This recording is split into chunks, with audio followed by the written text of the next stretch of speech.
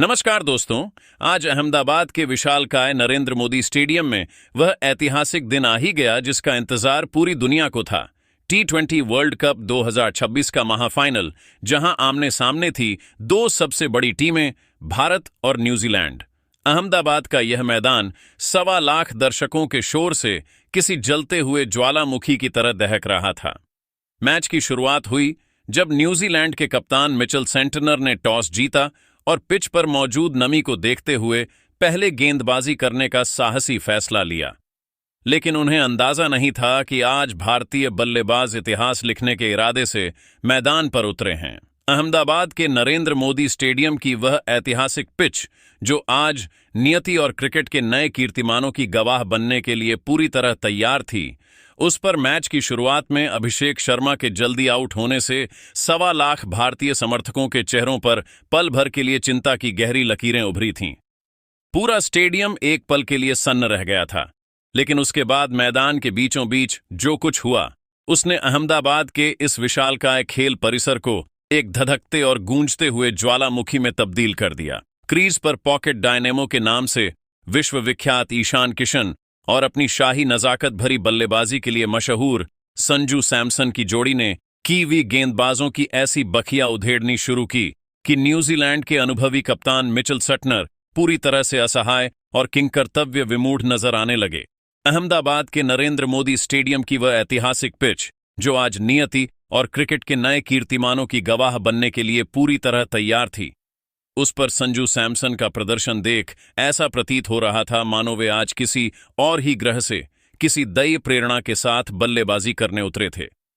उनके बल्ले से निकलने वाला हर शॉट न केवल रनों की संख्या बढ़ा रहा था, बल्कि क्रिकेट की सुंदरता को एक नया आयाम दे रहा था। संजू ने न्यूजीलैंड के सबसे घातक गेंदबाज लॉकी फर्ग्यूसन को अपने निशाने पर लिया, जिनकी गति 150 किमी घंटे से भी अधिक थी और जो अपनी आग उगलती गेंदों से दुनिया के किसी भी बल्लेबाज को डराने का माद्दा रखते थे। लेकिन संजू सैमसन ने जिस निडरता के साथ बैकफुट पर जाकर फर्ग्यूसन की उन रफ्तार भरी गेंदों को गगनचुंबी, दर्शनीय और कलात्मक में तब्दील किया, उसने ईडन गार्डन्स में दिखाए गए उनके पिछले विध्वंसक फॉर्म की यादें हर क्रिकेट प्रेमी के जहन में ताज़ा कर दी। संजू की टाइमिंग में एक ऐसी रूहानी सादगी थी, उनके हाथों के लचीलेपन में एक ऐसा जादुई खिंचाव था और उनकी अद्भुत कलात्मकता का आलम यह था कि न्यूजीलैंड के विश्वस्तरीय गेंदबाज पूरी तरह भ्रमित हो चुके थे और उन्हें समझ ही नहीं आ रहा था कि इस बल्लेबाज को किस लेंथ या किस लाइन पर गेंद डाली जाए।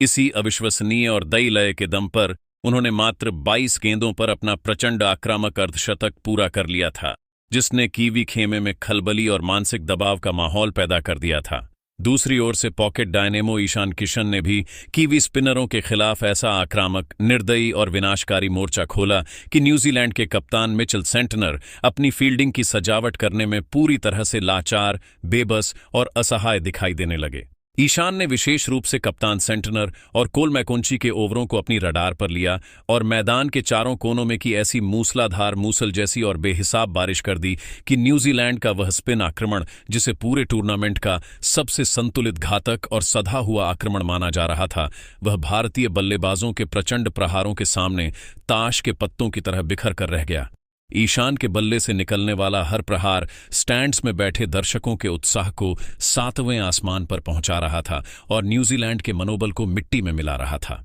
इन दोनों युवा, ऊर्जावान और आतिशी बल्लेबाजों संजू और ईशान की निडर, बेखौफ और तूफानी जुगलबंदी का ही यह जादुई और ऐतिहासिक परिणाम था कि भारत ने पावर प्ले की पाबंदियों के खत्म होने के बाद भी अपनी रनों की रफ्तार को रत्ती भर भी कम नहीं होने दिया। उन्होंने रफ्तार को और तेज करते हुए मात्र 10 ओवरों के भीतर ही 120 रनों का विशाल, डरावना और मनोवैज्ञानिक आंकड़ा पार कर लिया।